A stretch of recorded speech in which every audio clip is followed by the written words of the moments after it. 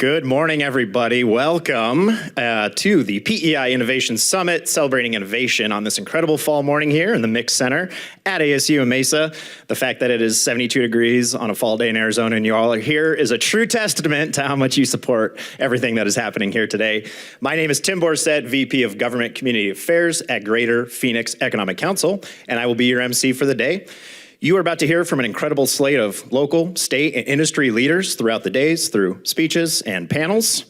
Today would not be possible without the incredible sponsors who have made this event happen. Please join me in thanking Arizona State University, the City of Mesa, Empire Southwest, AT&T, and SRP. Now you can clap. Let's give it up for the investors, for supporters. As a reminder, please check out the amazing tech demos downstairs from medical to tech, advanced industries, showing off their newest and greatest ventures. I don't believe you can test drive the Lucid car, but I'm going to try it either way. Our Mix Center hosts are also offering center tours today, one at 12:25 p.m., one at 4:15 p.m. So please head down to the desk downstairs to sign up if you're interested. Okay. You're tired of hearing me, so let's start this program. First up is a man who really doesn't need an introduction, but I'm going to give him one anyway, and that's PEI Chairman John Graham. John Graham is Chairman and CEO of Sunbed Holdings. He served as the Chairman of Partnership for Economic Innovation since its inception in 2015. He is one of the most respected leaders in Arizona and the real estate industry. He serves on numerous boards, including ASU Foundation, Banner Health Foundation, Brophy College Preparatory. Honestly, John, this list is so long. Just take a look at his bio. He's involved with anything. I've had the pleasure of knowing him for over a decade, and he's a man of empathy and leadership, and he's done great things for our community. So please give a warm welcome to John Graham.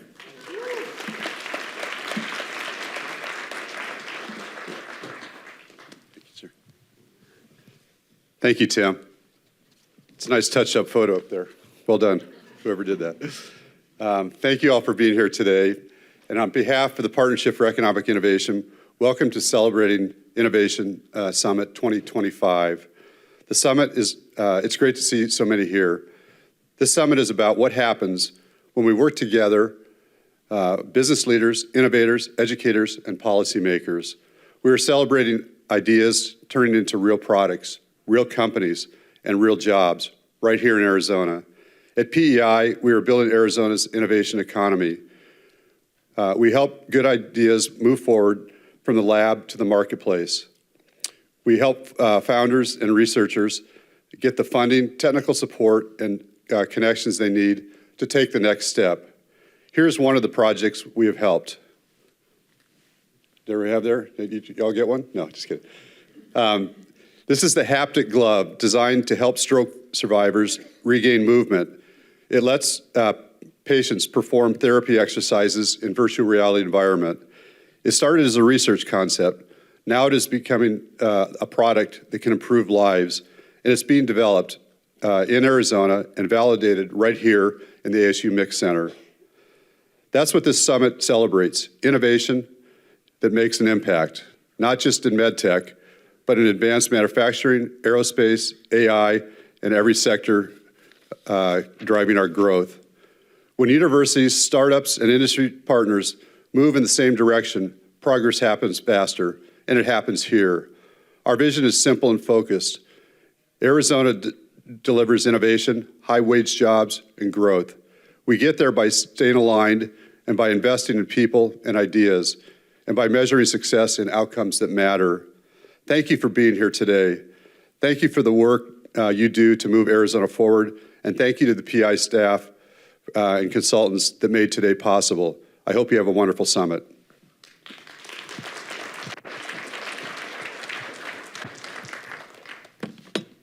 Thank you, John. And now we'll head into the morning keynote with Mary Foote, Director, Office of Economic Opportunity. Mary Foote is an economic development professional with experience in workforce development, development finance, foreign direct investment, and site selection. She was previously Vice President of Strategy with the Greater Phoenix Economic Council and CEO of Pipeline Arizona, a career pathways nonprofit organization.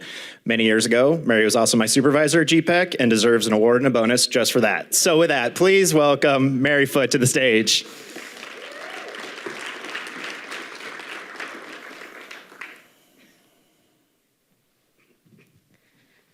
All right, thank you. Good morning, everyone. I'm Mary Foote. I'm director of the Arizona Office of Economic Opportunity, and it's wonderful to be here today among so many of Arizona's economic, business, and community leaders, people who share a deep commitment to building a stronger and more resilient state. Before I share my thoughts on building Arizona's economic resilience, I'd like to welcome a video from Governor Katie Hobbs. She's prepared a special message for the summit today. Governor Hobbs has been a tireless advocate for economic development that builds from within, ensuring that all Arizonans can participate in our innovation economy. So please join me in welcoming the video from Governor Katie Hobbs. Hi, it's Governor Katie Hobbs. As a native Arizonan, I have seen our great state grow, adapt, and drive the future, meeting the moment at every turn. I know the potential our people have to reach the peaks of success and have made it a priority as governor to harness this potential and create opportunities for every Arizonan. It's no secret, Arizona has become synonymous with advanced technology and innovation. From semiconductors and artificial intelligence to medical devices and energy storage, we are the driving force behind some of the biggest emerging markets. This didn't happen by accident. We have been intentional in our partnerships with industry, academia, and government to work together and create this symbiotic relationship that exists today. Arizona continues to attract technology and innovation-oriented companies because of our world-class universities and community colleges. And this reason is twofold. First, our higher education partners are committed to training the talent of the future and making sure our workforce can meet the changing demands of a modernizing economy. We've invested millions into expanding pathways to both community college and university, creating new scholarship programs and expanding existing ones. Second, our universities play a major role in research and development. I just attended the grand opening of a new state-of-the-art facility at ASU's Polytechnic campus, where students will have access to specialized laboratory, research, instructional, and collaboration space. This unparalleled opportunity creates a strong pipeline for businesses like yours to utilize without ever having to leave the state. This is truly such an exciting time for innovation and technological advancement, and I am committed to making sure Arizona continues to lead the charge. In the last year, I've created an AI steering committee to guide the state's efforts to harness AI for public good, launched a space commission to put Arizona at the forefront of space technology, and pushed for the support of advanced air mobility. As you all continue to push the envelope and forge new pathways, know that Arizona is here to be a true partner in this work. Thank you for all you do to keep us moving forward.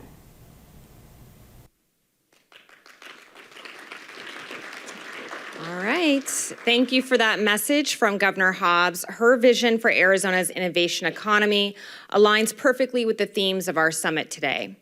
The governor highlighted how our state's growth comes from deliberate collaboration and intentional investment in our future, building from within while creating opportunities for all Arizonans. And this resonates deeply with me. So I transitioned my career from finance to economic development at the height of the Great Recession.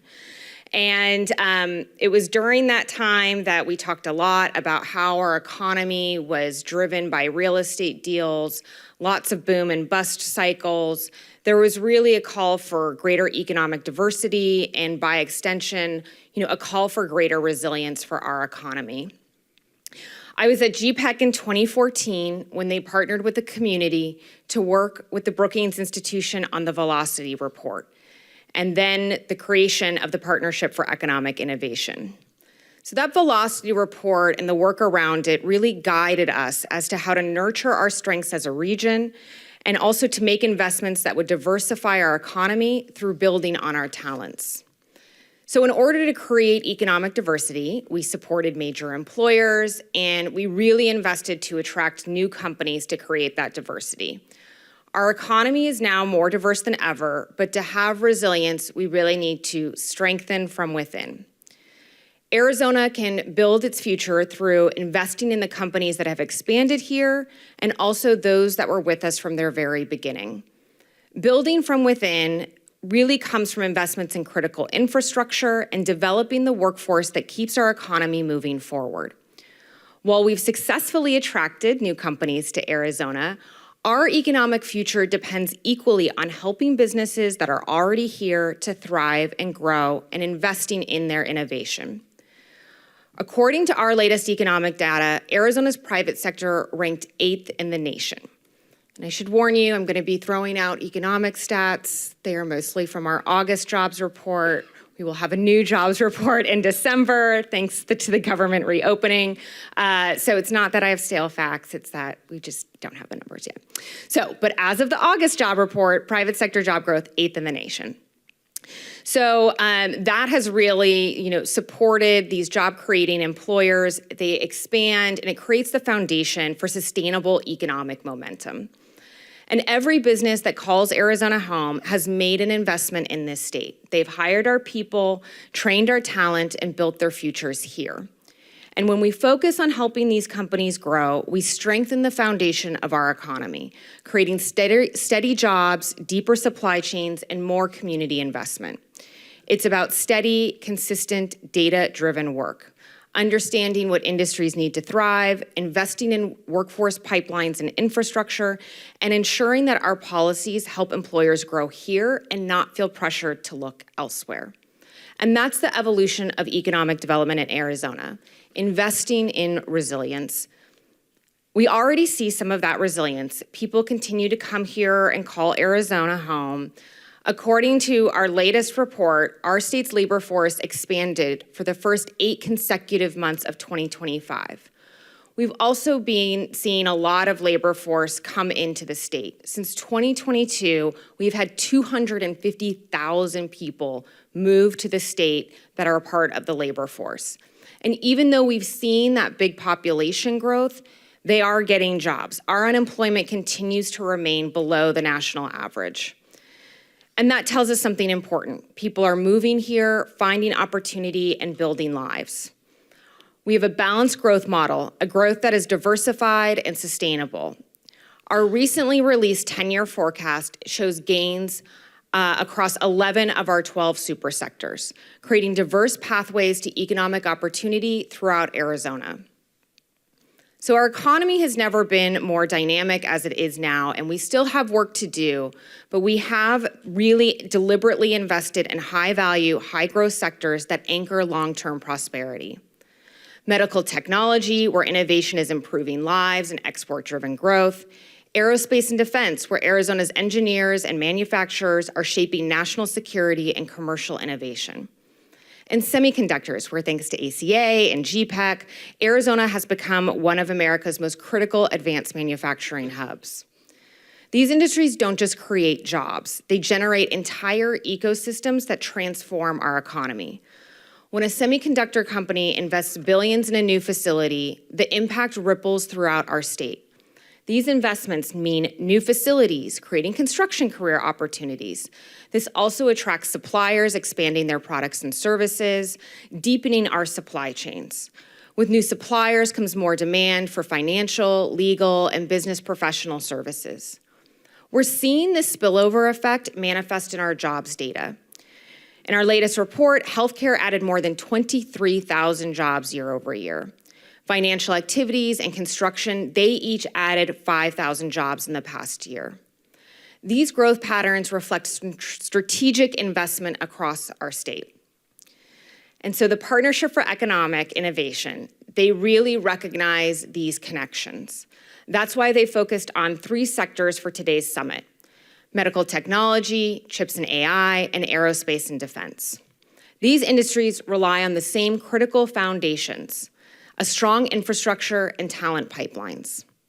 When we invest from strengthening from within, supporting reliable energy, smart transportation, and broadband, we simultaneously support all of those sectors. And when we invest in our workforce, training engineers, technicians, skilled manufacturers, and other in-demand careers, we build a talent pool that has the skills and knowledge to support all of these industries. And their success highlights why diversification matters. No single industry can carry an economy forever. By cultivating multiple growth sectors, we protect against downturns and open opportunity across all regions of the state. And none of this happens in isolation, which is why Partnership for Economic Innovation is so important. Arizona's progress is built on partnerships between state agencies, local governments, employers, and educators, all guided by data-driven decision-making. But we're facing a growing pressure to drive current talent pipelines while also positioning the workforce for the demands of tomorrow. According to the World Economic Forum, employers expect roughly 39% of key skills to change by 2030. And 63% say skills gaps are the #1 barrier to transformation. At our office, we're addressing this challenge head on. When we have disruption like this, we have to be proactive.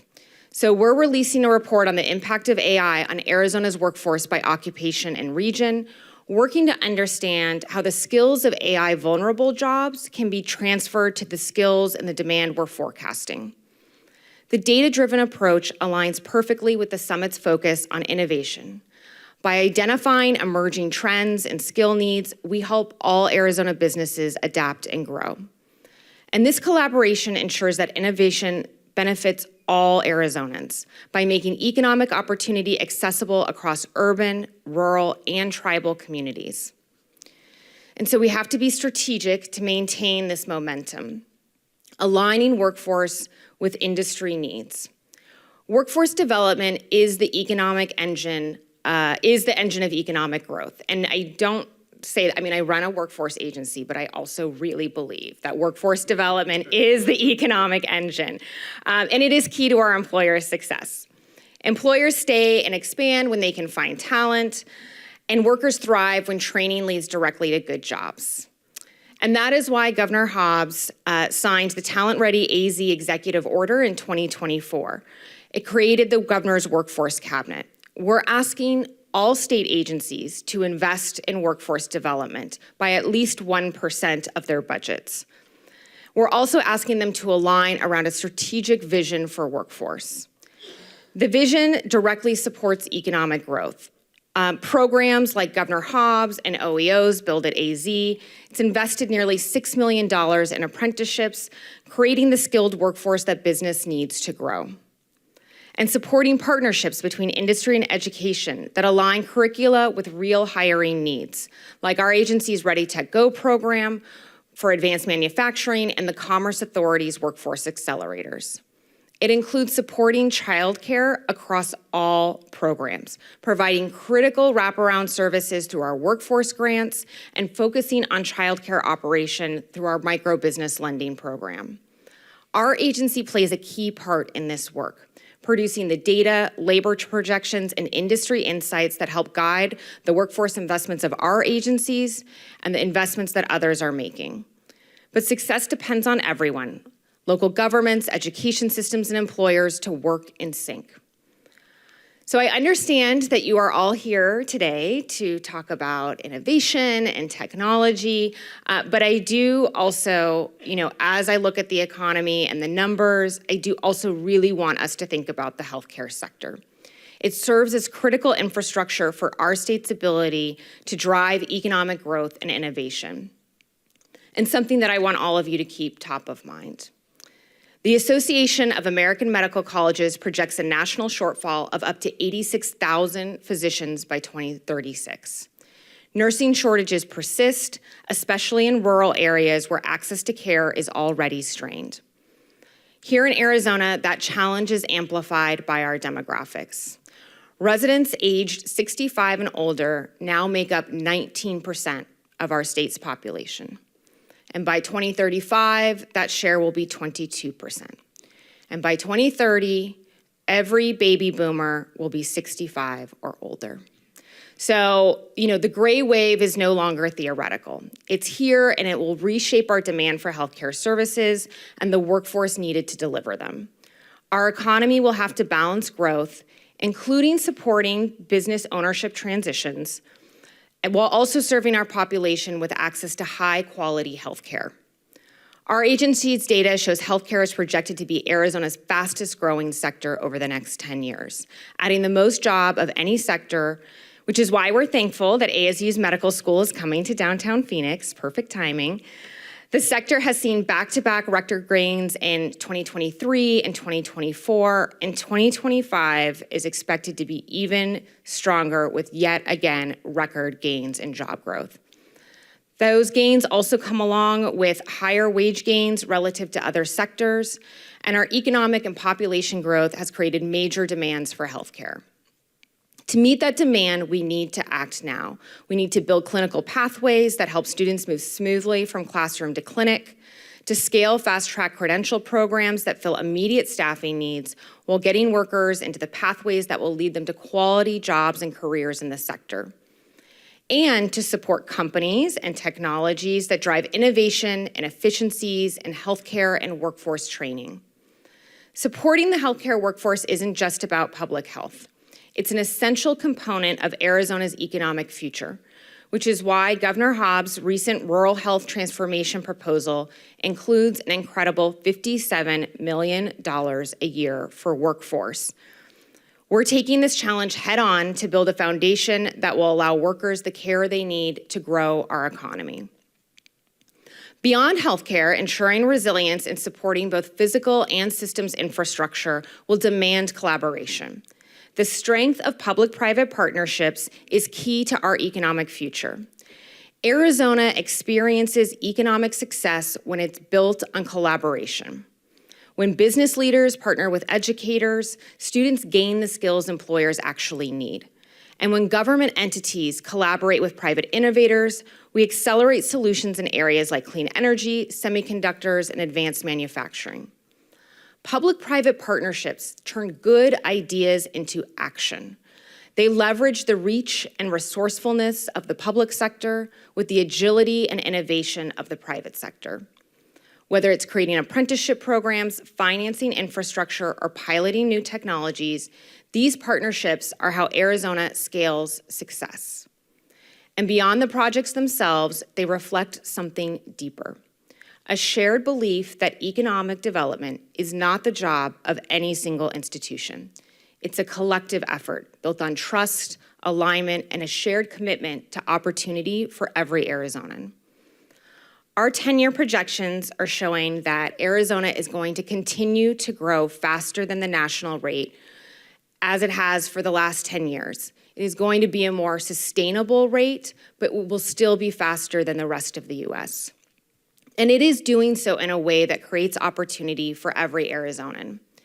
And that's not luck, it is the result of deliberate choices to invest in our existing businesses, to align workforce with industry, and to diversify our economic base. Our challenge now is to stay focused, to keep scaling talent pipelines, supporting innovation and strengthening our health and childcare systems, and ensuring that every region of our state, urban, rural, and tribal, shares in the benefits of growth. The future belongs to the places that invest in their innovation ecosystems. And that is why you are all here today, and that is exactly what Arizona is doing. Thank you.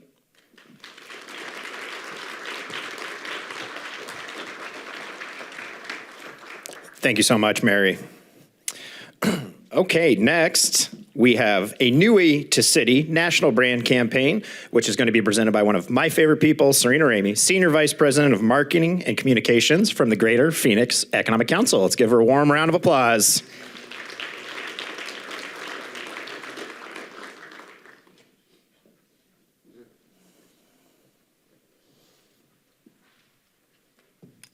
Thank you, Tim. So glad to be here today to talk to you about this incredible movement that is happening. As Tim said, I'm Serena Ramey, SVP of Marketing Communications at GPEC. And what we're doing here with the Newy to City, you heard Mary talk about how we have the most dynamic economy we've ever had. We have such an incredible momentum. But as a young market who has seen such incredible growth, the problem we keep running into is that the world doesn't know about all of the growth that has happened recently. There are still some outdated perceptions of our market. And, that goes back to really well-established brands like the 5 Cs, things our market has been known for years, and the, older and less developed when we were a retirement community and known for different aspects that we are not today. And we actually ran a perception survey across the US, and this was proved out. Only 51% of Americans really knew anything about Greater Phoenix. And those who did still held some outdated perceptions.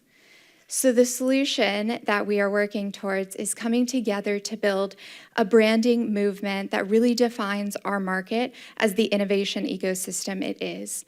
And in order to have an accelerated visibility on who we are today, we need to come together to tell that story. But of course, we want this to be applicable to all industries, all brands, individuals who are doing incredible things in our market. So our goal is to build a branding movement that is applicable and is able to be adopted and evolved by the community at large across sectors. And we are doing this in multiple phases. So first is, of course, that local activation. It's important that everyone locally is aware and able to plug into this concept and activate within their own brand. And then we'll bring it to the national audience that we are targeting. Really, this effort started over a year ago at a roundtable that PEI hosted with market leaders looking to the future of our economy and what we needed. And after that, 9 founding member organizations came together to make this a reality and to really kickstart what we're doing here today. Sorry, I'm having a little difficulty with the clicker here, but to date, after discussing this widely with different audiences, we have over 200 organizations who are ready to activate, who are actively collaborating and involved to lift this message up with all of us. And I'm really excited about what has developed and how we've brought a platform that can not only be applied to varying sectors and stories. We have 2 different forms that you can activate and plug into. And the first is the messaging structure. There needs to be a cohesive way for all of us to be talking in the same manner, even when it's about different things, right? And so we started thinking about how transformational brands transform language. We text, we Venmo, and when we look at a city, that's usually a static place. But when we use city as a verb, it becomes this launch point, this activity, something we're co-creating together. And that's how we came up with a new way to city. And this messaging structure can be applied to so many different stories and innovations that are in our market. It's a new way to community, a new way to fab. Whatever story of innovation that you are telling, you can apply this messaging structure. And this is similarly with the visual structure. We're going to be telling such diverse stories with this structure, but they'll all evoke the same overarching visual where the city is actually placed within the people. So we're bringing people to the forefront to tell our story in an authentic way that resonates with different audiences. And in terms of how we're going to roll this out, we have a multifaceted distribution campaign, which will touch all of these channels. Of course, starting with that local activation, we're going to have a portal where each of you can log in and access all of the brand assets and find different ways to apply and collaborate within this movement. And we are going to have events locally. We're going to have mural activations that really showcase and highlight our innovation economy here locally, and then rolling it out digitally and physically in a national audience as well. And this is just a small sample of the hundreds of innovation stories that we have to tell. And we're doing everything from TSMC to local fashion designers and restaurateurs. There is innovation in every sector and every industry here, and we want to highlight the diversity and creativity within our market. And this is just a small sample of where we're starting out and what stories that we're going to tell. And of course, all of those will be produced in a multifaceted way as well. We're going to have a very video-centric effort, and then of course those graphics, those images, and long-form written content that really shares each of these stories in a unique and engaging way. So why does this matter to all of us? I hope you can see, but the application is really that top of funnel awareness, right? It helps all of us when we're trying to recruit talent, when we're trying to get new clients, when we're trying to grow our own businesses and industry. And having a reputation that is positive, that is accurate to our current environment is critical to having in-depth conversations and forwarding that knowledge in each of your individual pursuits and activities. So thank you so much. That's everything from me today.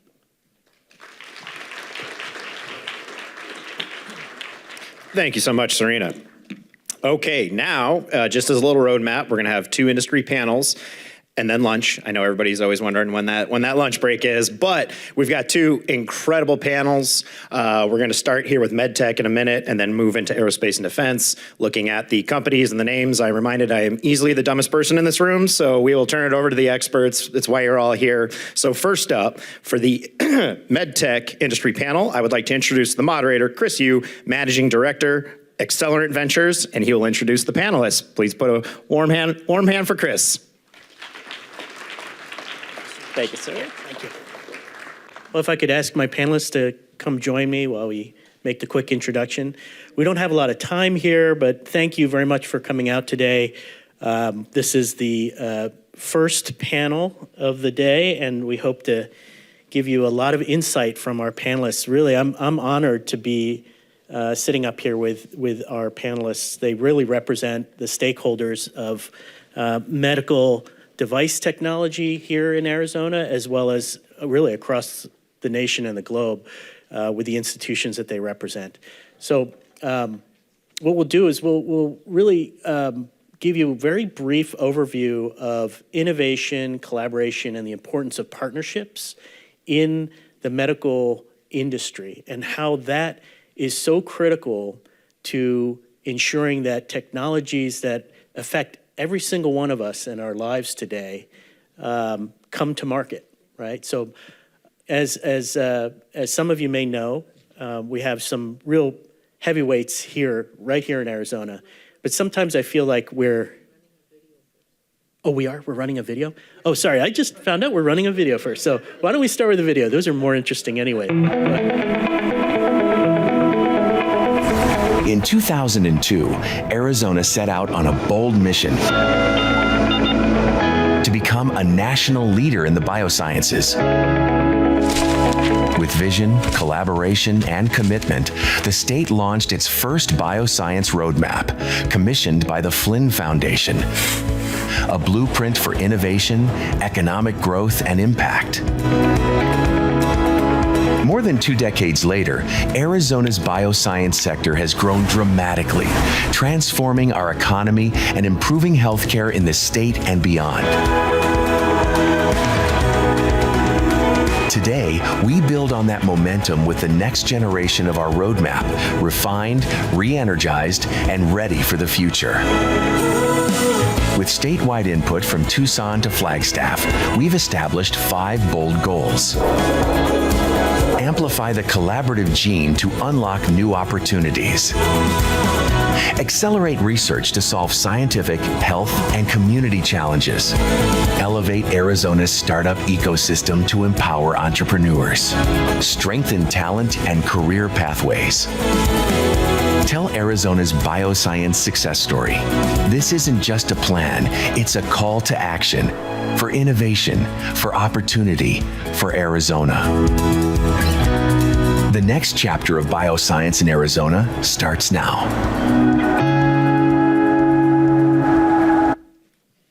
All right. Well, thank you to the Flynn organization for a wonderful video of what was a lot of hard work in putting together the next version of the bioscience roadmap, which impacts all of us here today. So with that, what I'll do is I'll just have our panelists introduce themselves, their institutions, speak a little bit about how Arizona in particular is a place where you can city and collaborate and all the rest of the wonderful things that we do here in the medical industry.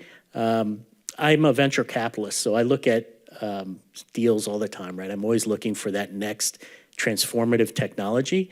And I have to say, I'm amazed at how many innovative concepts come out of our backyard. And the real challenge next, I think that our panel will speak a little more to, is how do you get those innovations used clinically? How do you actually get them to be standard of care? How do they touch patients? So with that, I'll turn it over to my panel to introduce themselves. So, Neha. Oh, I'm going to press the button maybe, yeah. Yep. Hi, good morning, everyone, and thank you for the invitation to be part of this panel. My name is Neha Patel. I work for Medtronic, that's located in Tempe, Arizona. You may know of Medtronic as a Minneapolis-based company. That's where our operational headquarters are. But Medtronic in Tempe has been around for 50 years. And maybe later on in the panel, we'll talk more about that. But I've been there for about 10 years. I lead the wafer scale technology group there. So really at the forefront of innovation and new therapy. And we work with a lot of students that come from ASU and around the state. So really happy to be here.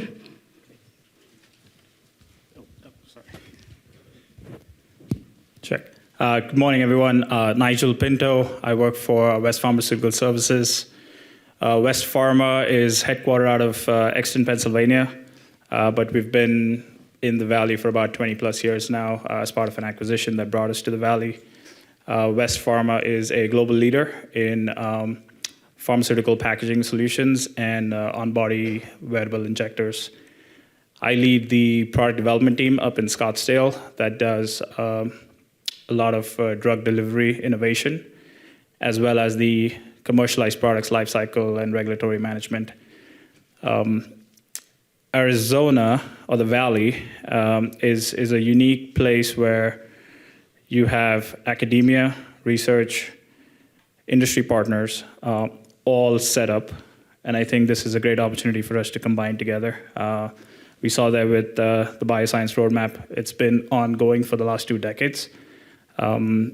How can we just connect the dots and get to the next place? I think that's why we're all here. So excited to be here. Looking forward to discuss more. Well, thanks. Good morning, everyone. My name is Steve Lester. I'm a cardiologist from Mayo Clinic.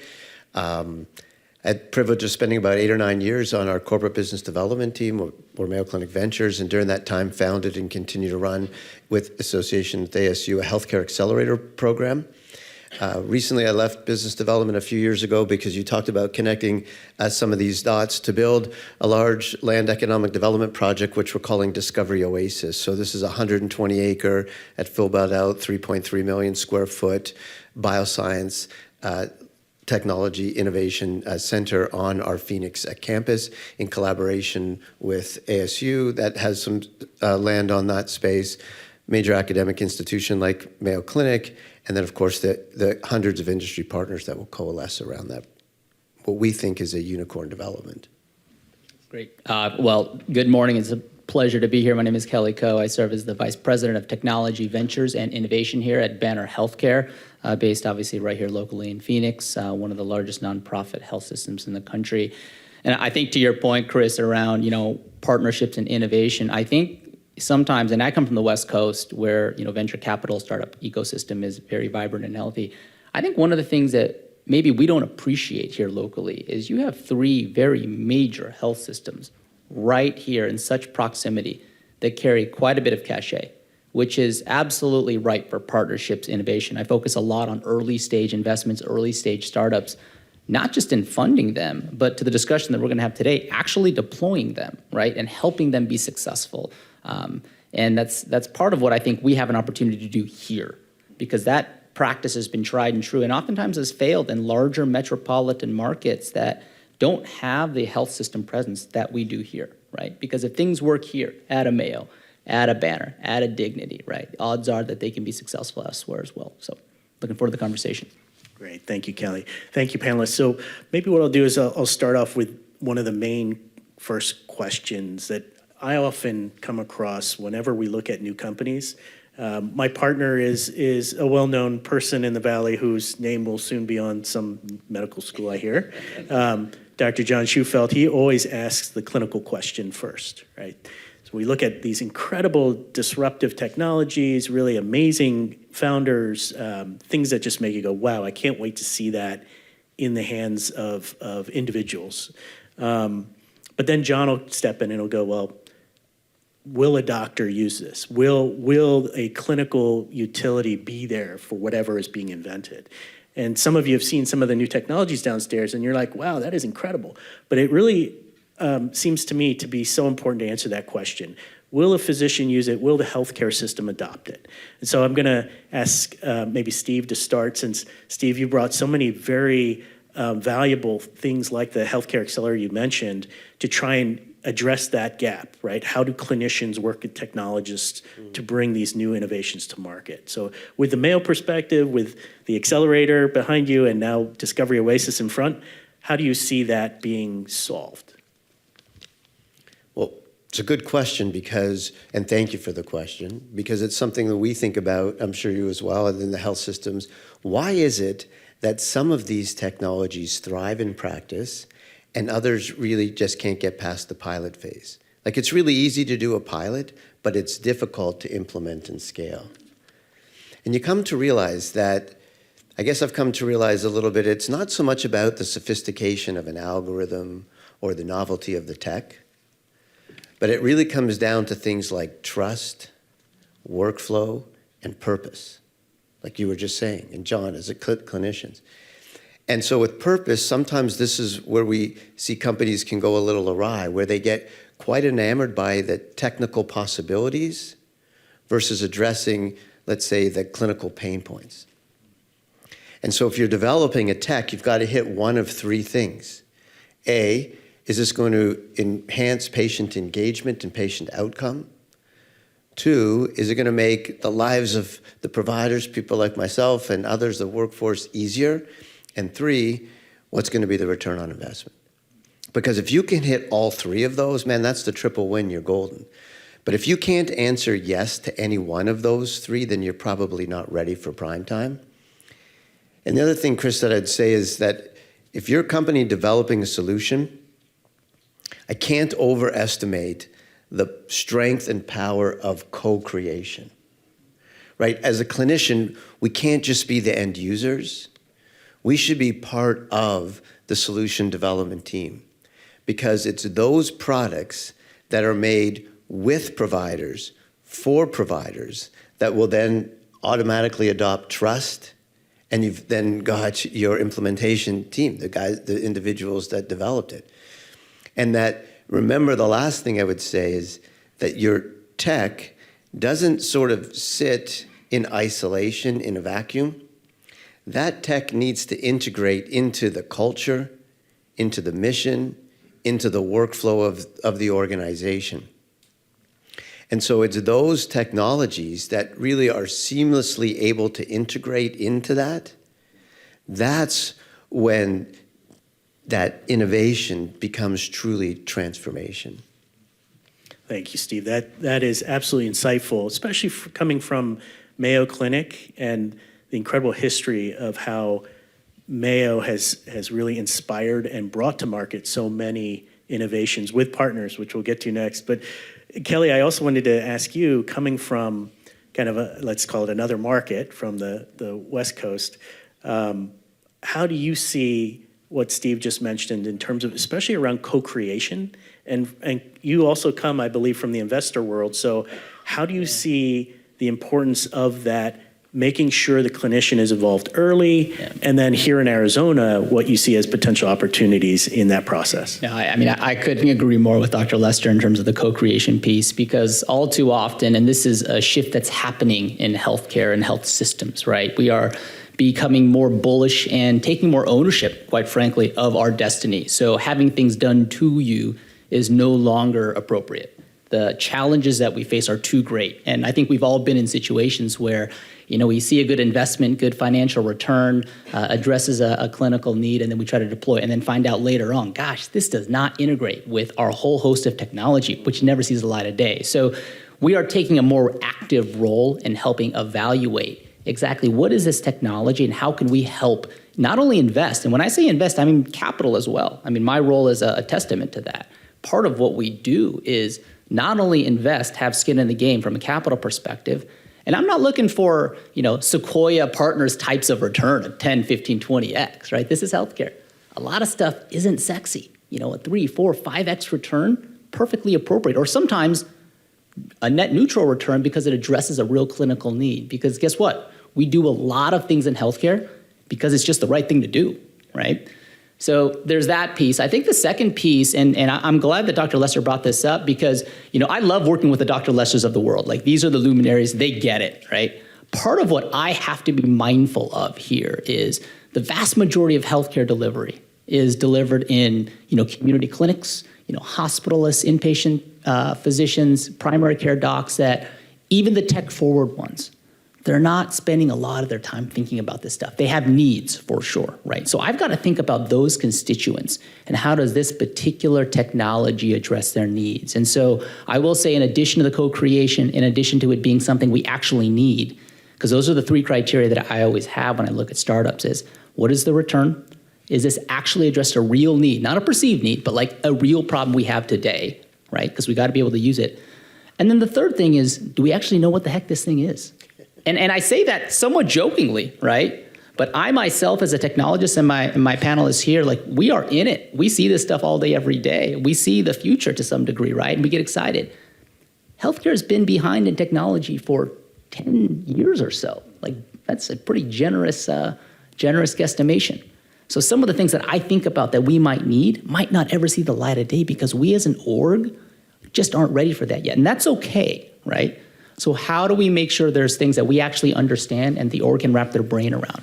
Those things are critical, right? So it's practical partnership, real need, and do we truly understand and can we deploy this at scale, not for the luminaries of our practice like the Dr. Lesters, right? But the community doc that's out there that is overwhelmed with patients, right? That is the individual that we need to make sure we serve because that's where the majority of the patient experience happens. Great, thank you, Kelly. And I could see my colleagues here on the left from industry nodding their heads, right? As both Steve and Kelly mentioned, what is the actual function of what you're providing to market, right? And are you solving that need? So I'm going to start with Neha and then Nigel. Medtronic has had this long history of coming up with solutions for specific market needs and really introducing us to the impact of intersections with industries like semiconductor, right? In introducing manufacturing, advanced manufacturing processes. And I like to think that there's a campus in Tempe that Medtronic has. It's probably one of the best kept secrets here in Arizona.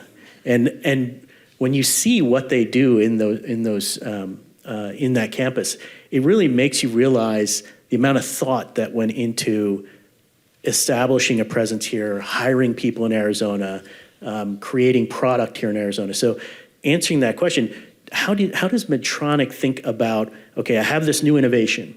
The physicians we work with have been telling us we really need this.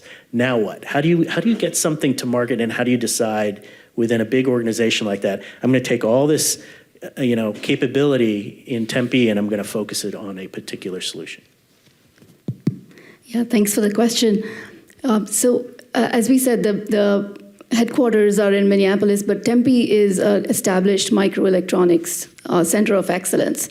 And as that's how it started, but really the capability that Tempe has is starting from those ideas that are dreams that that someone just dreams of a therapy, but then we also have the folks that make it real. So we have the capability to do rapid prototyping, and we have access to clinicians through places like Mayo and Banner Health, and really the culture within Medtronic is such that we keep iterating based on the feedback from clinicians, exactly the gaps that you were mentioning. This is something that is enforced. So we're as technologists, we think of crazy ideas all the time, but do they really fit in your workflow is really an important question. It's sometimes hard to press the brakes because everybody loves their idea the most, but that reality check is part of that culture that we develop. And then once we have the ideas and can do rapid prototyping, get feedback from physicians, the nice thing is we have our own clean rooms, we have our own manufacturing facilities. So from that prototype, we can scale up our own products. And so through our sister sites, and we come up, based on whether it's a cardiac product or a neuro product, there's a huge team that goes into developing, risk assessing, doing risk burn down on not just whether the product is innovative and what that business of the product is, but what real patient need does it meet, and does it improve outcomes? That's certainly a question that's taken very seriously at Medtronic. And then the other nice thing is that we have the regulatory and quality teams also co-located at Tempe, so they keep us honest, they make sure that we're not just thinking of innovation, but those products are also safe and efficacious at the same time. So, yeah. Great, yeah, and when I took a tour of the facilities there, I realized that everything is very planned, and incrementally everything starts to make more and more sense as you see that plan unfold. So you're looking at 30, 40, 50-year timeframes in terms of what a company like Medtronic might do to bring a product to market as medicine evolves. But with West, Nigel, the idea is, well, you saw this opportunity in Arizona and acquired a company. So now you have to deal with existing platform, existing strategy, capabilities, especially with workforce. One thing I was curious about is, how do you make sure that the culture of West Pharma and the company you buy in Arizona and then you grow matches? And then how do you see Arizona with its resources and everything we just heard before our panel come together to help West Pharma grow and establish itself like Medtronic has in Tempe? Yeah, no, Chris, thanks for the question. Before I get to that answer, I want to just circle back to one point that everybody else has made here. And at the risk of sounding a bit morbid, maybe, when we say life is about the journey, not the destination, right? Because one way or another, we're all going to end up in the same place. But when you look at innovation, it's almost about the destination and not so much about the journey in certain ways. And what I mean by that is we need to get, at the end of the day, why we're doing this, right, is so that a patient can go home better, a clinician or a practitioner can deliver the injectable or whatever medicine in a safe, efficacious, and better way. And then obviously everybody else can, reap the benefits of it. So most inventions, most research, I don't want to say they happen by accident, but it happens when you have an open mind, when you're agile, when you're able to pivot, versus sticking to that same course, right? So bringing that in then into your question, Chris, about why West came out here. So West has been around for over 100 years as a market leader in pharma packaging. We realized looking at the future is we are providing elements of the value chain. And so there was a big, bold move to say, why not do it all? Why not enter the wearable on-body injector space? Why not develop medical devices ourselves versus partnering with pharma customers? Then you realize you need the competency and skill set, which is injection molding and industrialized automation, advanced manufacturing. So that's why they came out here, because there was space, there was availability, right? The acquisition is one element of it. It's what comes next, which is integrating your culture, integrating your values, bringing that into the Westway, but then also integrating into the local systems, right? So West is a global company, 25 manufacturing sites across the globe. Every site has a slightly nuanced culture depending on where you're at. So it's been a learning journey. We've stumbled along the way. But I think what has worked is, especially in the R&D side, is a fail fast, fail often mindset, and the ability to then be agile. So what ends up happening is I think Neha alluded to it here, is you come up with a concept, it's your concept, you want to stick with it, even though it might not actually help anyone in the field in the immediacy, right? What we ended up doing is we looked at more technology enablers. So instead of trying to build a concept all the way through solution, we will take a certain subsection of that works and put it on the shelf, and then come back to it later when we can partner with a clinic or partner with a pharma customer to then actually bring that to market, right? And I think that's where we've started to see acceleration in the product lifecycle management, where typically it's, anytime you talk to an investor or a clinician or a partner, it's like, how quickly can I get this? And the answer is always, well, it takes 3 to 5 years to develop a product, right?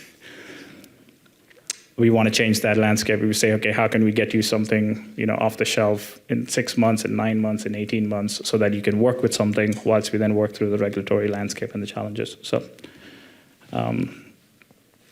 Yeah, no, that great comments, especially about sometimes there are assets that are sitting on the shelf that others don't know about, but they should, right? So I wanted to come back to this idea of the collaboration gene that the Flynn Foundation Biosciences report talks about. It's clear that we could put that up there as another C, right, of what makes Arizona special. But in this new kind of framework, we're talking about a new way to city, it's a new way to collaborate, right? And so the other honor that I have is I've played the role with the Medical Device Manufacturing Multiplier Consortium, or MDM2. And that is an effort to help align both industry, academia, and physicians together in ways that could highlight and reveal those assets on the shelf.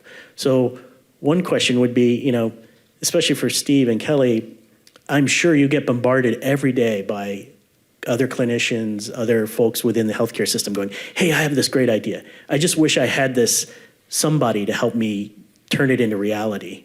So how do we do a better job, perhaps, with things that we see downstairs becoming more and more relevant to our industry and medical devices, medtech? And as you think about that, I'm going to ask each of you to comment.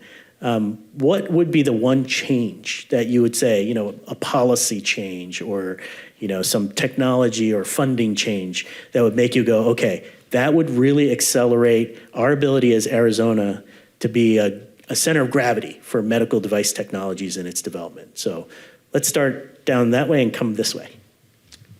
Sure. I'm glad you asked that question, because one of the things, the comment that you just raised in terms of, I literally had one the other day. Dedicated surgeon, phenomenal idea. Do I think there's a huge market for it? Not really, but I do believe it's the right thing to do for patients, right? But here's an N of one, a practicing surgeon.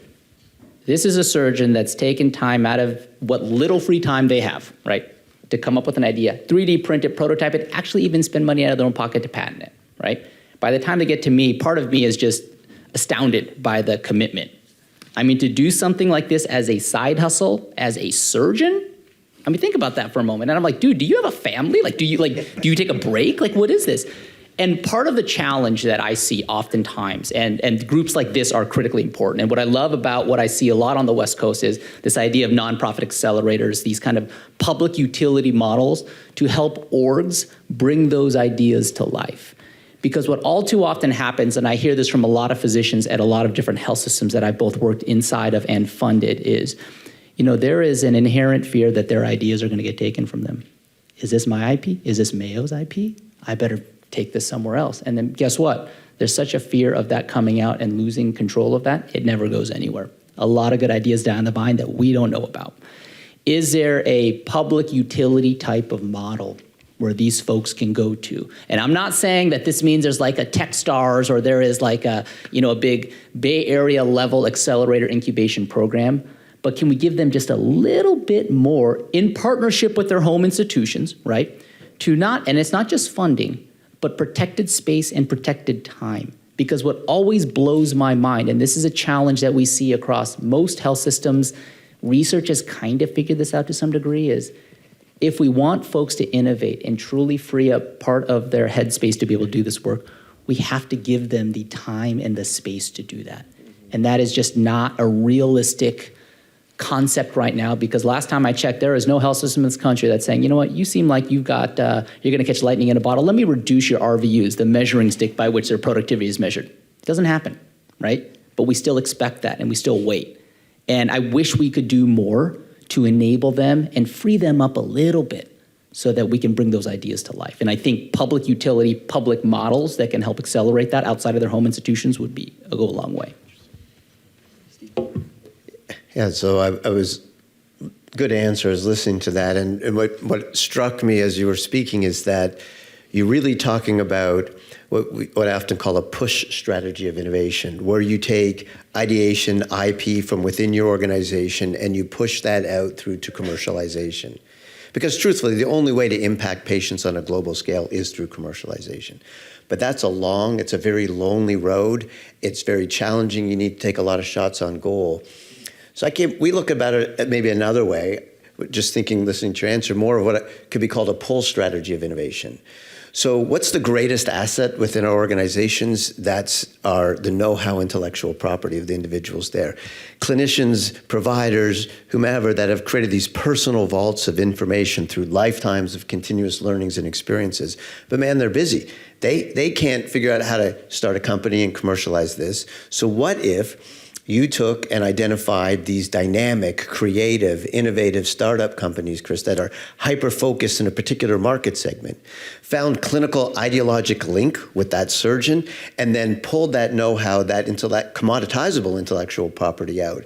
It's a little bit about what we tried to do through our accelerator program, to allow us to really commoditize in a greater way this ubiquitous asset within the organization. And so, if you ask, sort of thinking, what could we do? Well, wouldn't it be kind of interesting if we could create like a reimbursement, regulatory, fast-track partnership, academia, commerce authority, and other groups, so that companies like some of yours that could come in not just to develop and validate and scale and implement, but also engage in the payer marketplace at the same time, that would be really cool, because then we would be attracting tons of companies, we would be attracting talent, and we would be help to support venture capital like what you're doing, Chris, and the team, right? And yourself, because we would have all these opportunities, we'd be able to coalesce and create more capital around that, syndicate investments and so forth. So that might be an interesting proposition. So thanks for prompting me on thinking about it that way. They've said it all.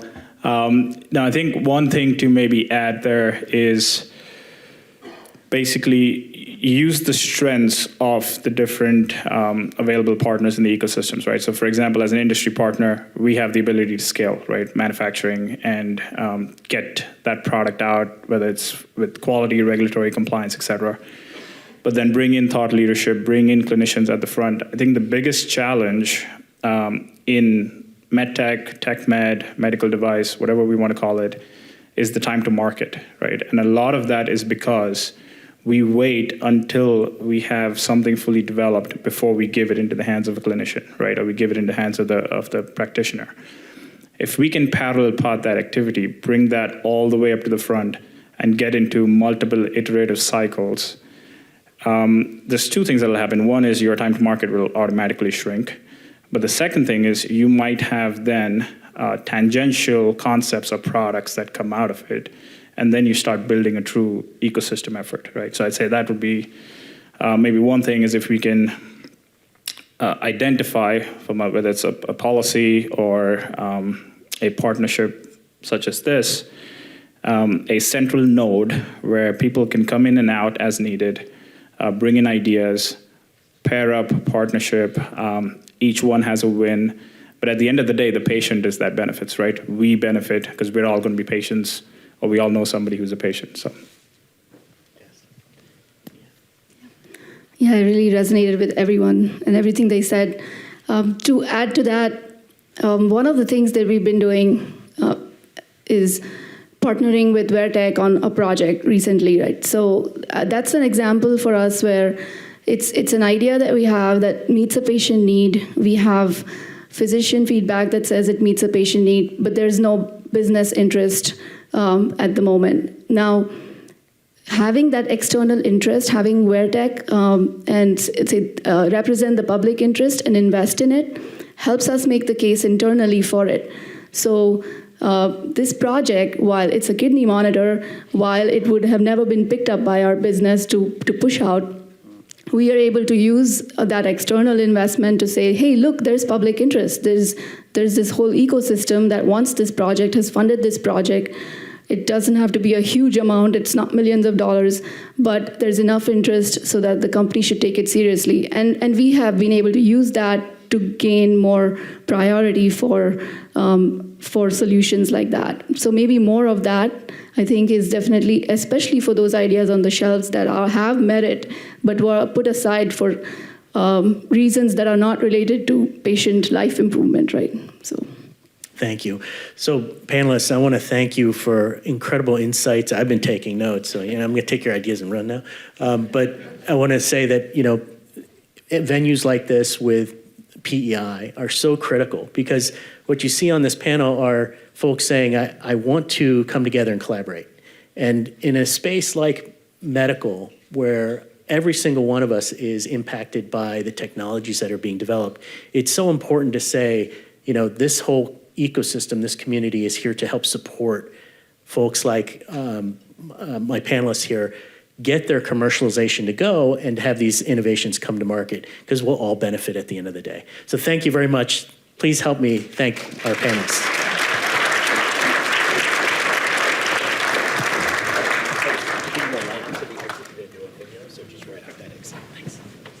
Thank you, Chris. Thank you, panelists. What a great segment. Oh, everybody's getting up. Must be a party. All right, we have one more before lunch, and this one I'm very excited for. We're about to hit an industry panel on aerospace and defense. As a former Air Force guy myself, very excited. I'd like to introduce Mr. Mike Madsen to come on up, Director, PEI Board, and he will be introducing the rest of the panelists. Mike's being humble. He doesn't put the rest of his bio, which includes 37 years in the aerospace industry across all kinds of levels. So with that, please give a warm welcome to Mike Madsen.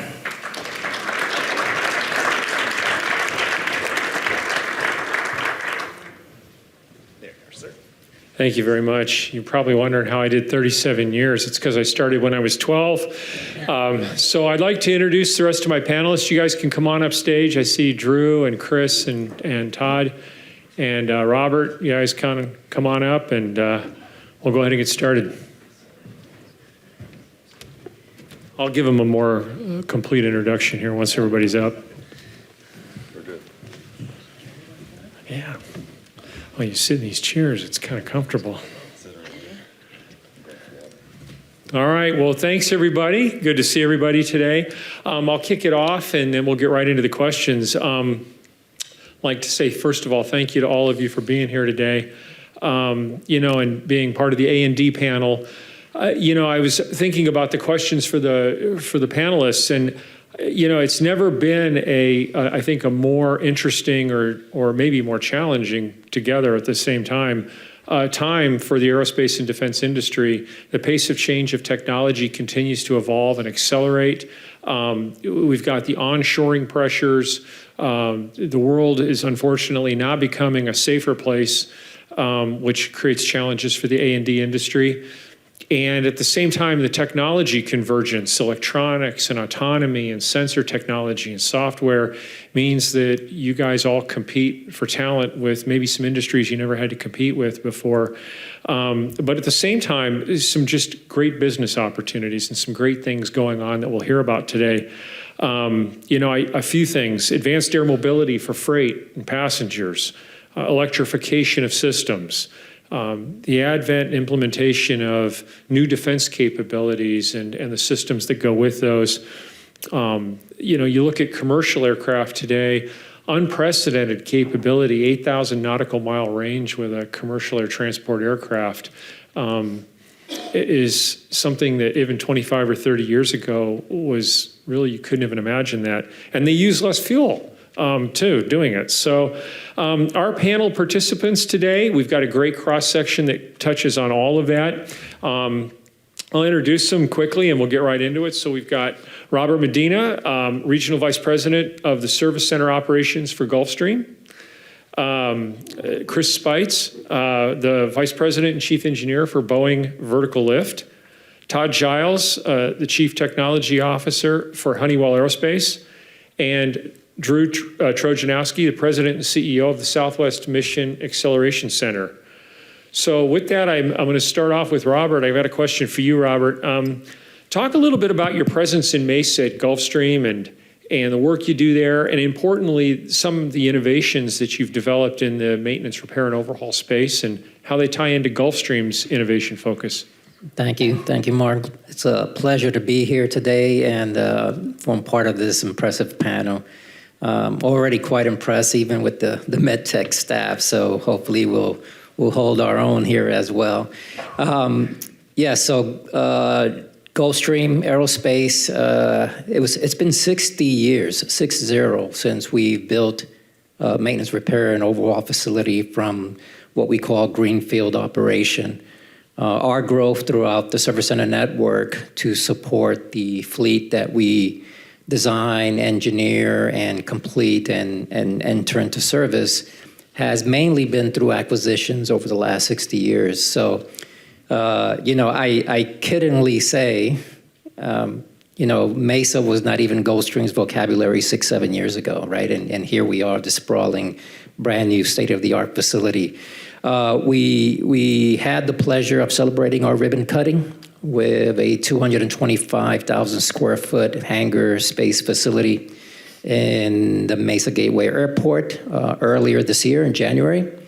It was a $130 million investment, but we actually didn't start this year. We actually started operating out of Mesa in the state of Arizona in February of 2022.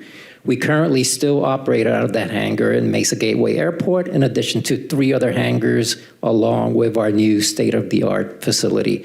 When we talk about innovation, it's not just in how we service, maintain, inspect aircraft. The building itself is innovative. So everything from smart lighting to solar panels to the systems that we use to integrate the work that we perform during the maintenance and inspecting our business aircraft is all cutting-edge technology.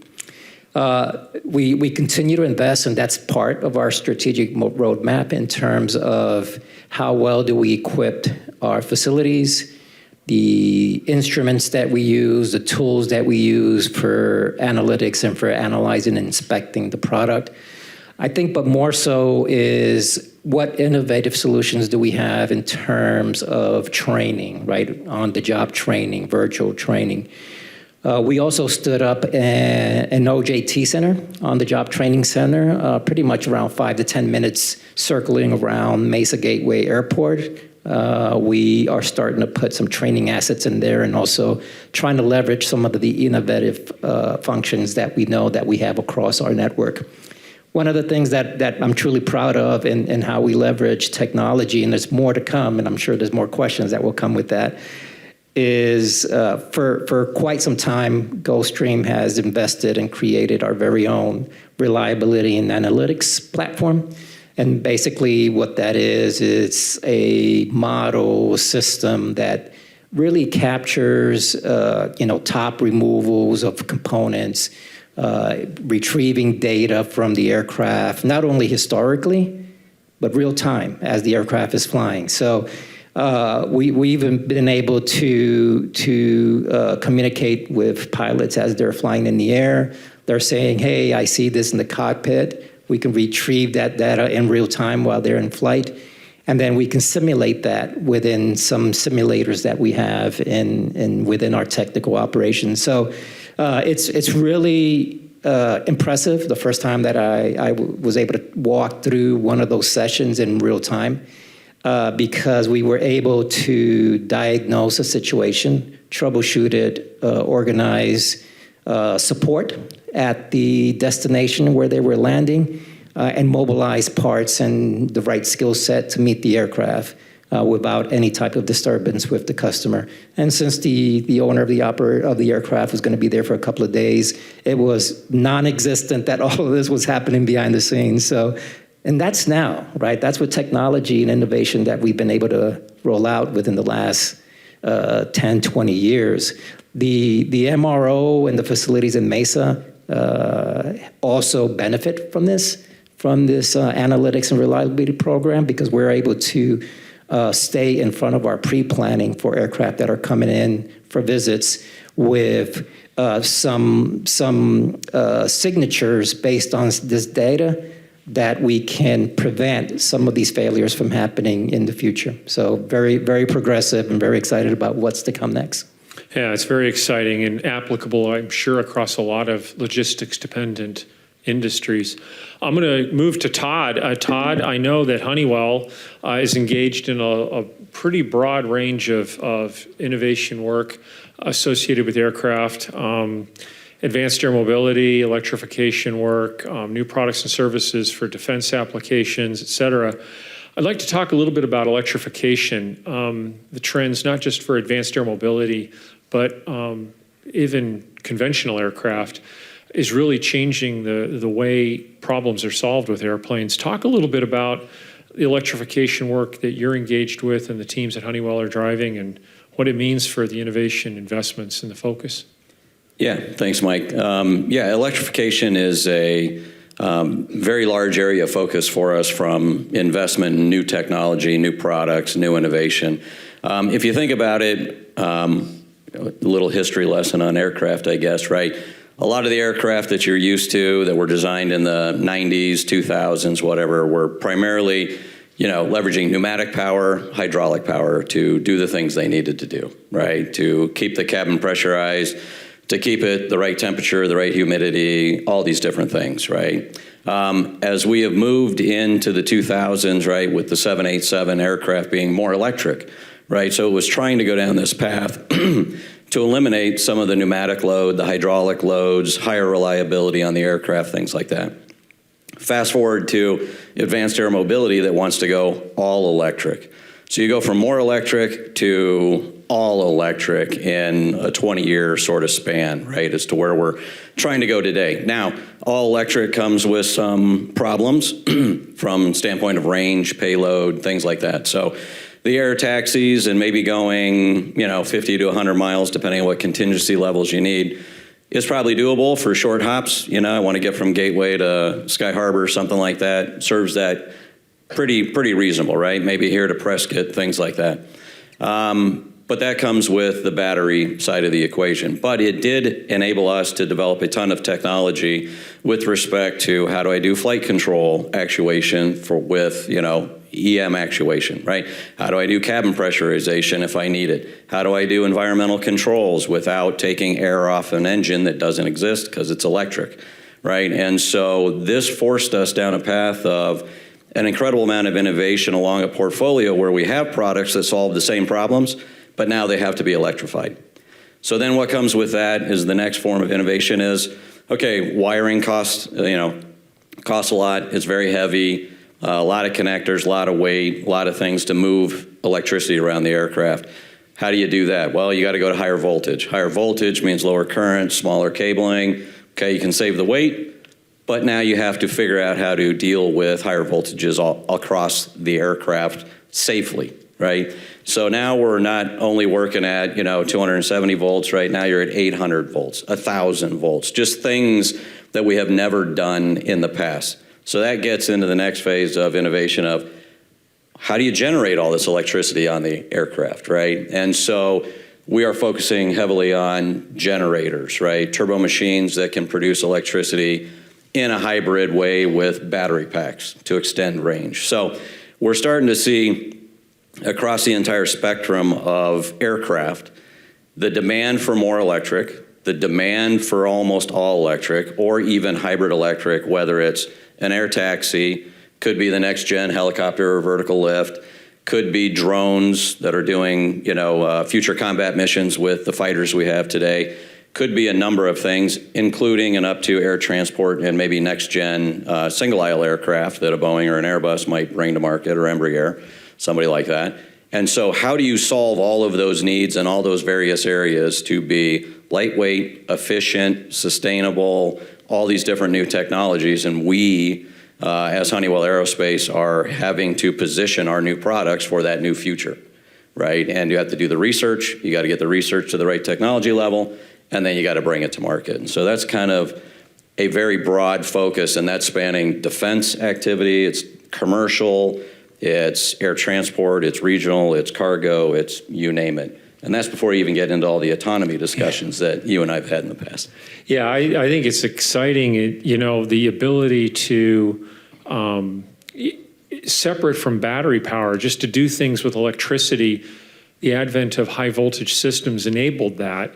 It's more reliable, it hopefully weighs less, and the cool thing about electronics is you can measure stuff, right, with software that you never could get data on before. Use that drone to take parts out to Robert out of Well, and that's exactly it. Once you put all the right sensors on, you get all the right software, you get all the right control systems, we can offboard all the data so that you can do the predictive maintenance and you can stage things in advance so that the owner-operator can stay getting from destination A to B with the flying public. Yeah, and at the same time, and we'll talk about it in the workforce panel today, you think about, well, we need 200 watt or 400 watt motors, and we need controllers for motors, and you're now competing with people like Lucid and Tesla, whereas before the automotive and aerospace worlds were quite different. So it's interesting. Yeah, a lot of disruptors out there. Exactly, that can come in. Yeah.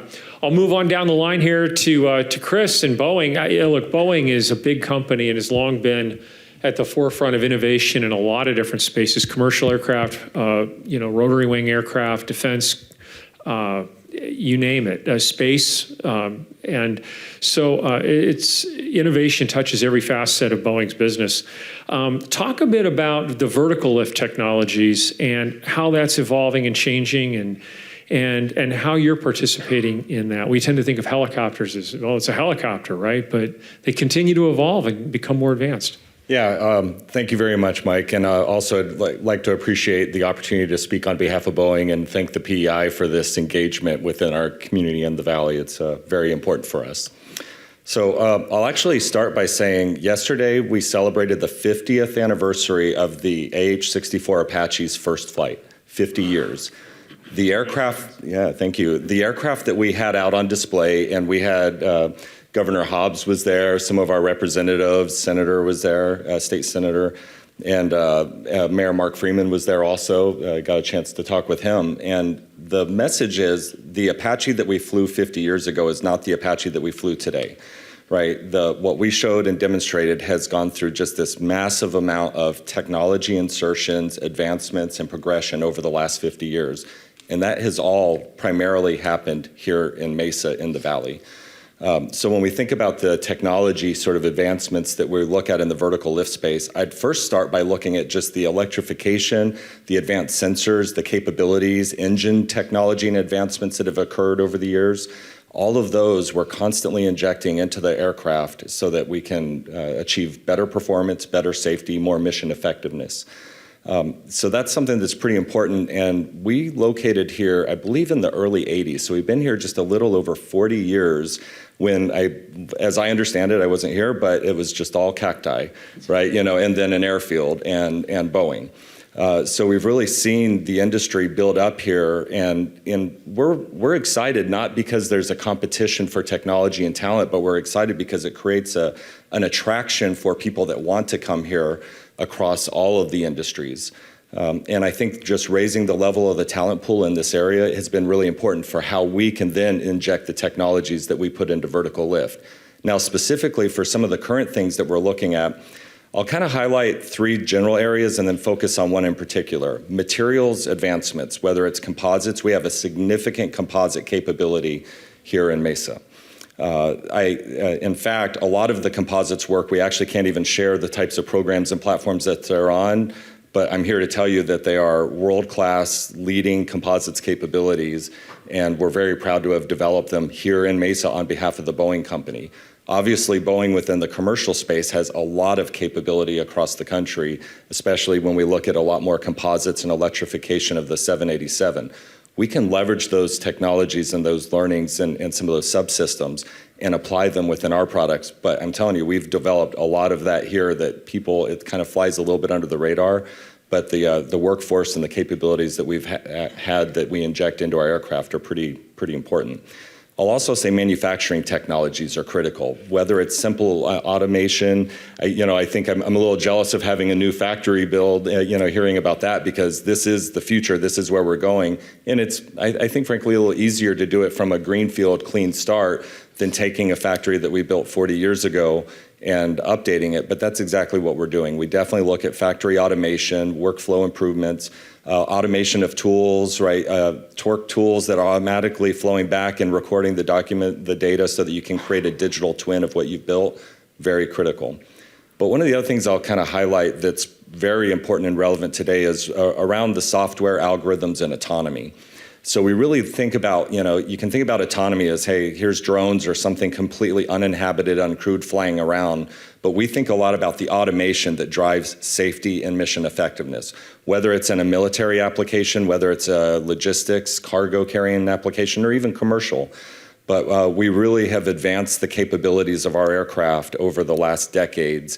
And expect to continue to see that through advanced automation, architectures that drive levels of redundancy, decision-making, decision aiding, and really reducing the workload of the pilots so that they, as I like to say, they don't have to manage the physics of the aircraft so much as the mission of the aircraft. So we look at a lot in those spaces, Mike, and a lot of that we actually do here in Mesa. We've got other facilities that support out of our Phantom Works team. But we do a lot of the automation and autonomy development, and for us, that's a critical aspect for how our aircraft can be safer, more effective for the end users.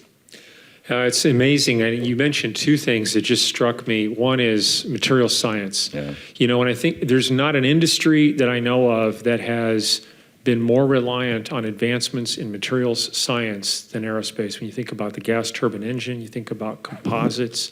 And then the tools that are used to effectively design products with those. The story of aerospace is the story of material science and airframes, engines, everything. And the other is the long cycle nature of the aerospace business. This is a huge innovation challenge because especially in the more electric world, and you guys know where I'm going with this, is you have an airplane, Apache, 50 years. So the young people that were working on that program when it was designed are in their 70s now. And the airplane's still flying. The B-52 went into service in 1958, I think, and is expected to fly for another 10 or 15 years, 20 years. And it's got electronics in it. So, if you wonder where the old 8287 processors and things went, they're still in these airplanes because of the challenges of certifying the aircraft for newer systems. So, in a lot of ways, you have this innovation challenge, and at the same time, you have a challenge of keeping older technology alive, right, at the same time. And, it's such a long cycle business that you can't assume a product replacement every 3 or 4 years. Yeah, and I'd like to add one on the material science. I had an opportunity to tour the ASU Poly campus just down the road a little bit, and it was phenomenal. They were doing a lot of research around thermoset composites, which when we look at more composite fuselage and especially in the military space, we have to have repairability. You can't put everything into an autoclave. So for example, those thermoset composites that I saw down there at the Poly campus, those are exactly the sort of things we need so that we can then field these advanced composites and materials out there. So I love what we're doing here locally in the Valley in that respect too. Yeah, and the opportunities for partnership with other folks in the room. Drew, I want to talk to you about the mission of the Southwest Mission Acceleration Center, and I think very timely, the work you guys do to enable mission success for companies in support of the defense mission, and I think also just enabling companies to participate in the defense economy, which is booming right now. I remember, gosh, 5-6 years ago, well, more than that, 10 years ago, I remember a defense budget of $750 billion, including $150 billion of overseas contingency operations money. And now I think it's above that, and the OCO's gone. And so it's really grown. And, that's an opportunity for technology development. So talk a little bit about what you guys do and how innovation drives your approach and that of your customers. Absolutely. I appreciate the opportunity to speak on this in this forum. It's great to have the PEI focus on aerospace and defense. So our organization is a bit of an outlier for the OEMs that are up here. But as you mentioned at the front, we've got geopolitical changes that are happening, right? So, the U.S. government has been undergoing a pretty robust reindustrialization process where we're onshoring a lot of things. And you also have the advent of venture capital that's been investing itself into, the defense and now the War Department, creating a lot of dual-use technology. So now you've got a lot of technology that has an application in both defense and commercial markets. And it's created this Cambrian explosion of new technology. But the challenge is that the Department of Defense is historically challenging to figure out how to get through the department. It has a Leviathan acquisition process that is overwhelming to most, and it's not as if there's a 1-800-DOD number that you can call when you're trying to figure out who you're going to hawk your stuff to. And so that's why organizations like ours were created. So we are an organization that is a component of the Department of Defense that's meant to find, vet, and validate new and emerging technology and get it in the hands of the warfighter as quickly as possible. So think of it more as on the front end of the funnel where we are helping these companies figure out where they're going to go, whether it's directly to a program, whether it's going to be to an OEM, or whether it's going to be someplace else like that. And then conversely, because we want to be good stewards of our ecosystem here, we are also a public-private partnership with the state. So we're very focused on what it looks like to build out our robust innovation ecosystem here. And so part of that process looks like, our charge is, what does it look like to grow the DoD mission here in the state, or the DOW mission that's here in the state? I'm going to keep tripping up on DoD in perpetuity. But what does it look like to grow the mission that we have here? There were some economic statistics that were being thrown out earlier in the beginning, and one of the things that's fascinating to me is that most people don't realize that the largest employer in the state of Arizona is uniformed personnel, right? The Department of War employs nearly 75,000 people in Arizona. It's the biggest employer. It's fascinating, but it's mostly geographically isolated. So how do we have opportunities to grow that? Because it's a give or take $20 billion industry in the state by itself.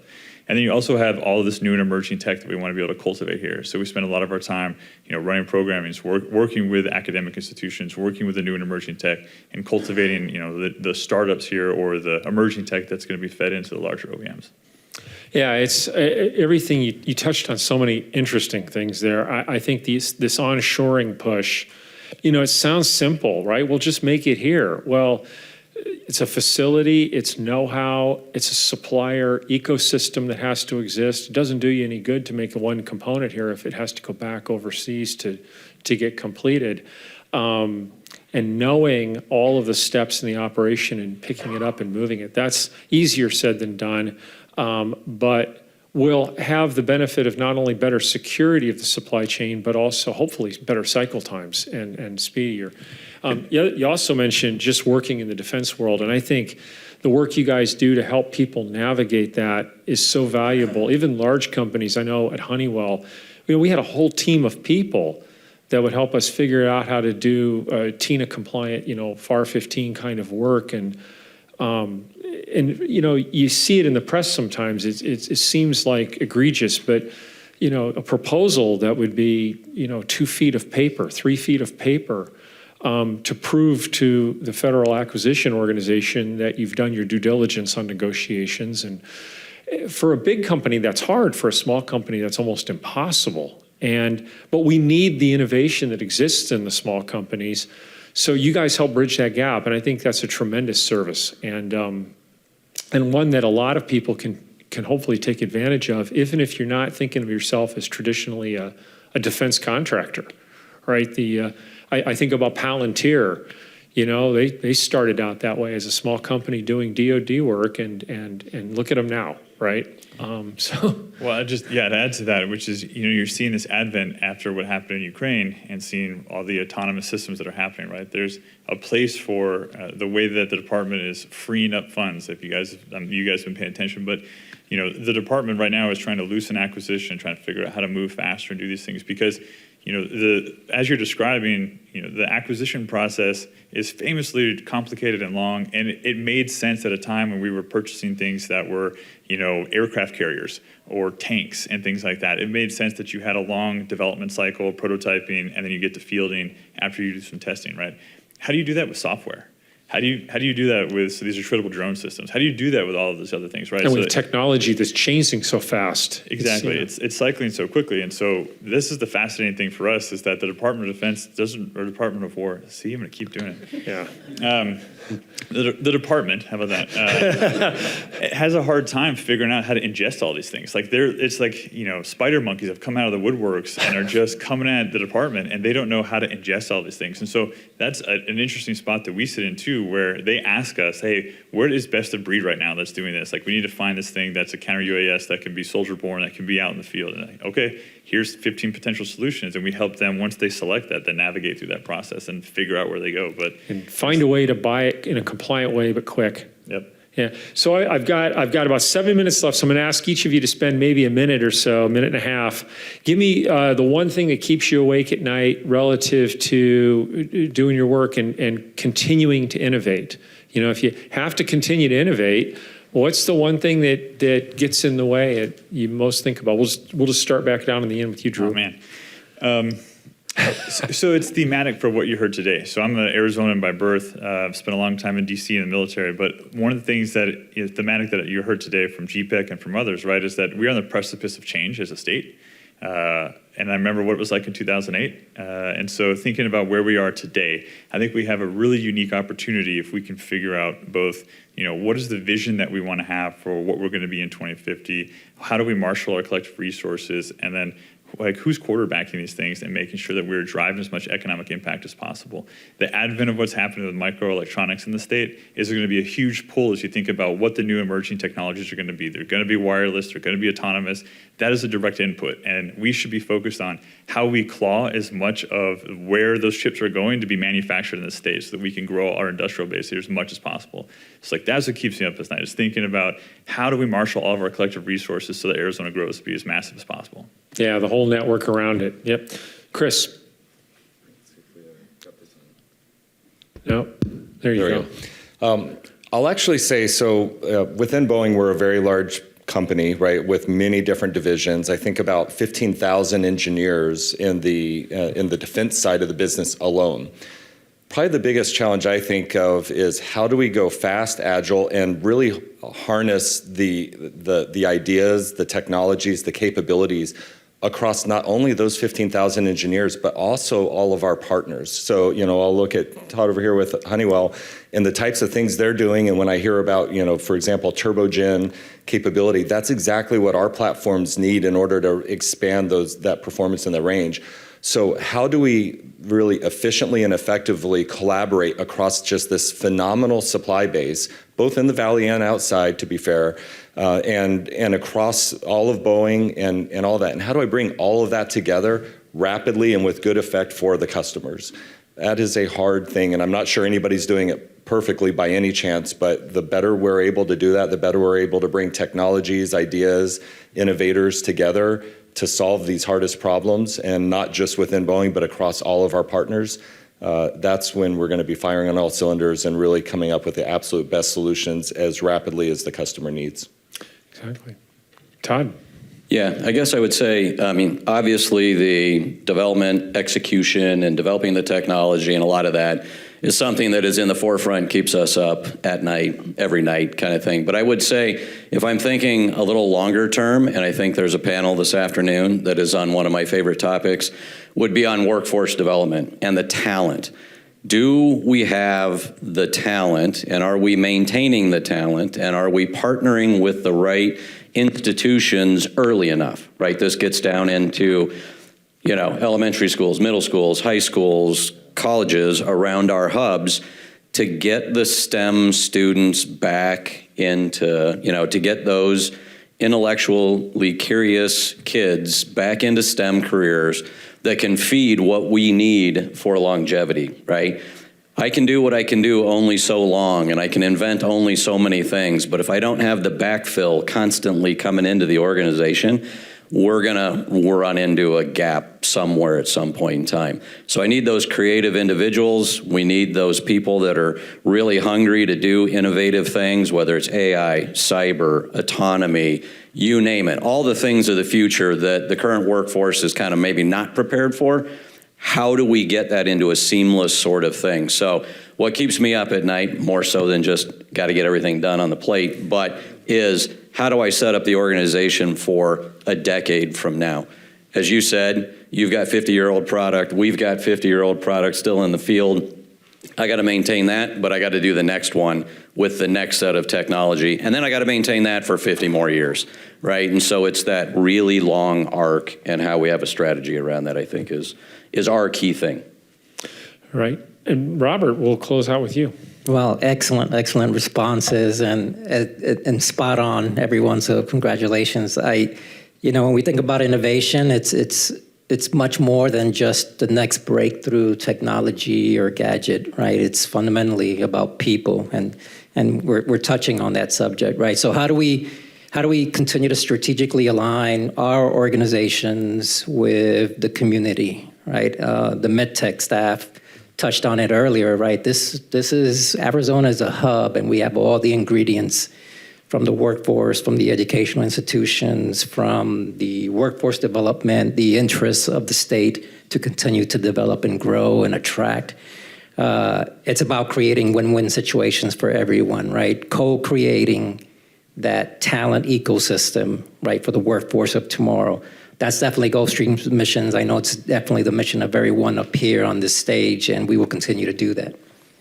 Yeah, I think some great points you guys raised. The ecosystem of technology and suppliers needs to be working efficiently. The partnerships within the industry and even outside the industry, is the best solution maybe in somebody else's world. And the great thing about that is we can help them do something in our space too. Talent, we're going to talk about that this afternoon. And you didn't mention it, but I know the governor's office and Mary are thinking about this, is at the same time we can't fill jobs. We have people whose jobs are at risk because of AI. So, how do we go from this place to that place quickly and effectively? And because if we don't keep people engaged, then innovation works for some, but not for everyone. All right, we need it to work for everyone. And I loved, Robert, what you said about the infusion of technology into services. Everybody, we tend to think of it as products, but services, customer care, employee management, managing employee networks and issues, all of which are places where innovation can thrive. So thanks again to everybody. I appreciate your time, and turn it back over to you, Tim. Thank you, Mike. Thank you, panelists. Panelists, if you could exit out that exit, there will be a video interview. For everybody else in the room, just give me 10 seconds. Most importantly, it's lunchtime. You're going to go downstairs where the tech setups were. You're going to go to the end. Look for the giant Honeywell engine. It honestly looks like a giant weapon. You cannot miss it. Go out that door. The studio will be on your right. Please be back in here by 12:40. We have some dynamic speakers immediately after lunch with a fireside chat followed by panels. So again, all the way downstairs, look for the giant thing that looks like a weapon for Honeywell, out the door to the right. We'll see you back here at 12:40 p.m. Thank you.